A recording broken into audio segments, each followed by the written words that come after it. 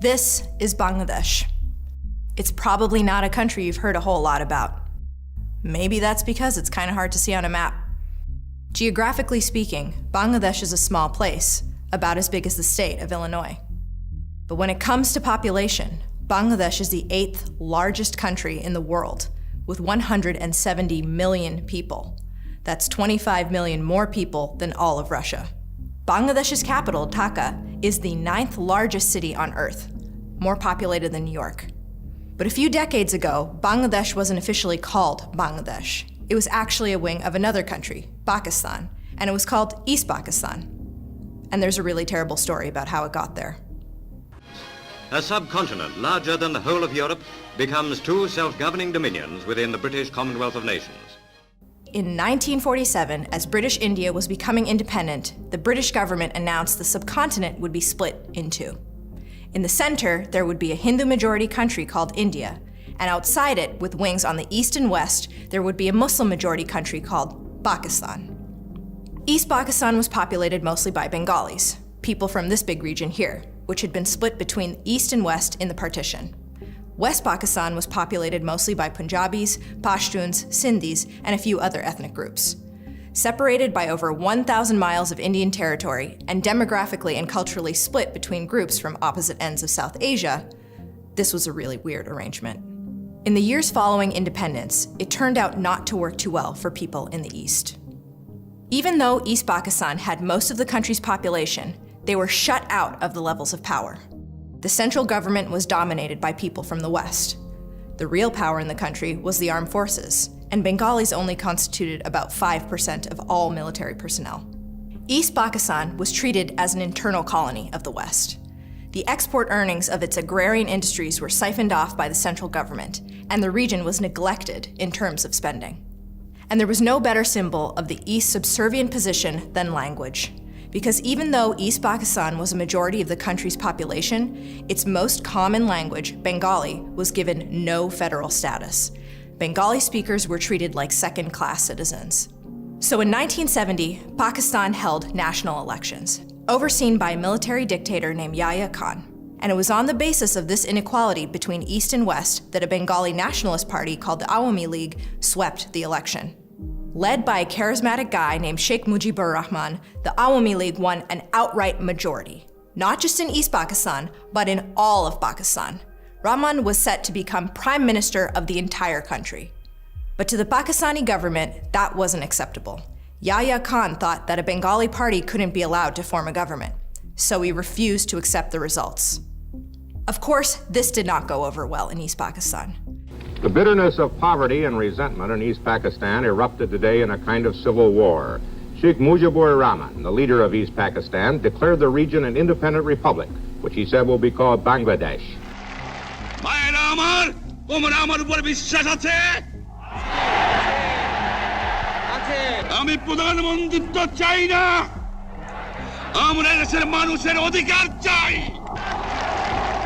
The Pakistani government was furious.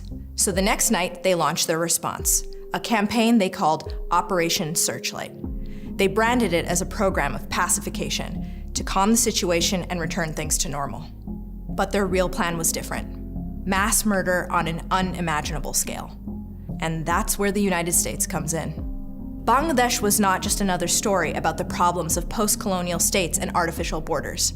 This was a story that took place on an international scale. It became a violent theater of the Cold War, one in which America played an active role. Yahya Khan was a close ally of America's president, Richard Nixon. Nixon and his Secretary of State, Henry Kissinger, loved that type of right-wing military dictator. Nixon even called Khan, quote, a good friend.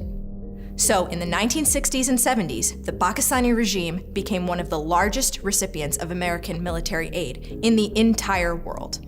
Most of the planes, guns, bullets, and bombs that Pakistan was now flying into Bangladesh had been generously supplied to it by the United States. And with those American weapons, Pakistan unleashed a campaign of absolute terror, today recognized as one of the most ruthless genocides of the entire 20th century. Now West Pakistan, which also has most of the army, is trying to crush the revolt. There are reports of many casualties in Dhaka and other East Pakistan cities. When they arrived in Bangladesh, Pakistan soldiers put the city under strict martial law. Rahman was arrested, and any Bengali thought to support him was murdered.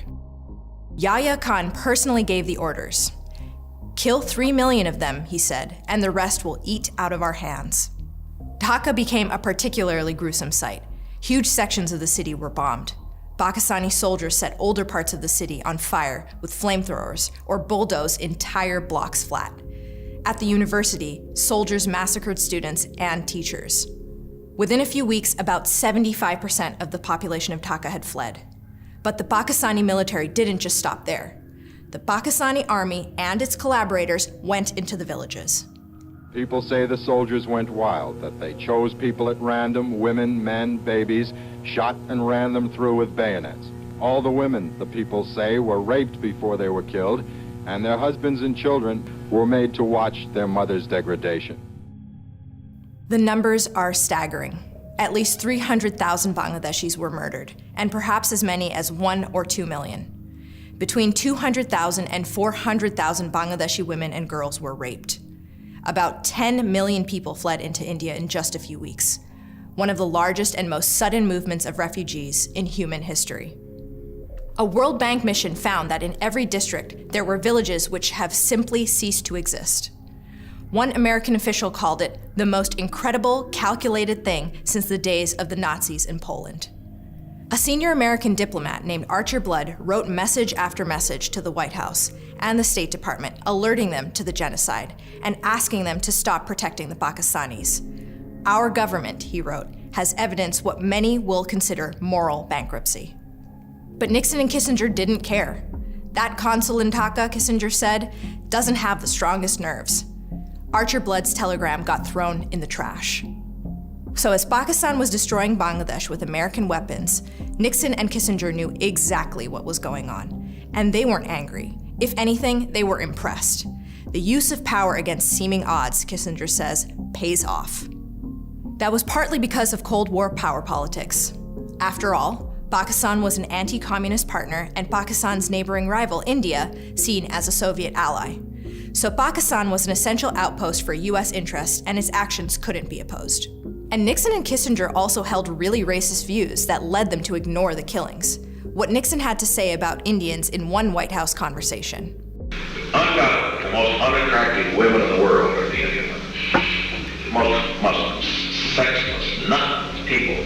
I mean, people say, what about the black Africans? But God, those Indians, apathetic.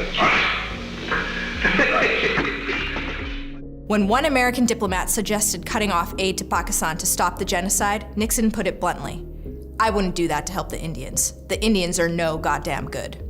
What Indians really need, Nixon said, is a mass famine. Kissinger agreed. He added, "They are a scavenging people." So Nixon and Kissinger stepped up aid to Pakistan. They illegally transferred more American weapons into the hands of Pakistan through American allies like Jordan, Iran, and Turkey. The United States even made an implicit threat toward India not to intervene by moving a nuclear aircraft carrier into the Bay of Bengal on the coast of Bangladesh. And as America assisted the genocide, the situation escalated. With so many Bengali refugees flooding across the border, India had to intervene. The Indian government gave its support to pro-independence Bangladeshi rebels fighting the Pakistani army. Pakistan responded by launching an attack on the Indian Air Force, and the situation turned into an all-out war. But with Indian intervention, that war ended in just 2 weeks. Pakistan surrendered and Bangladesh became an independent country. Yahya Khan resigned in disgrace. Rahman was freed and became the first president of the independent nation of Bangladesh. The memory of what happened there may already be growing dim in many of us, but what did happen there will never be forgotten by the people of Bangladesh, especially the women. But in Pakistan, there was never any trial of the war criminals. People who had carried out the genocide got away with it. The generals and politicians who had planned it remained dominant in national life.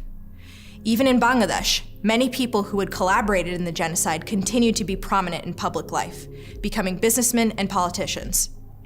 And two of the biggest collaborators in the genocide, Henry Kissinger and Richard Nixon, were never tried or held responsible for their role in Bangladesh. They had knowingly facilitated a genocide, had joked about it, had spoken positively of its leaders, and they got away with it.